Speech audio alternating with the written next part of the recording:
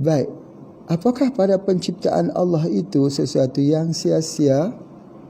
Wa na'udzubillah, ya, kita harus faham bahawa Allah, ketika Allah menciptakan warna kuning, dia membawa pengertian untuk perawatan liver. Ketika kita tengok berwarna merah, kita lihat bahawa dia adalah untuk tujuan jantung. Jadi kalau isinya merah, kulitnya kuning, macam mana? Macam mana? Apa yang kita nak lihat? Zahir luarnya itukah atau yang kita makan? Yang kita makan lah. Yang kita makan itu. Sama juga dengan jeruk yang besar tu. Jeruk yang besar-besar ni. Nama apa? Jeruk Bali ya.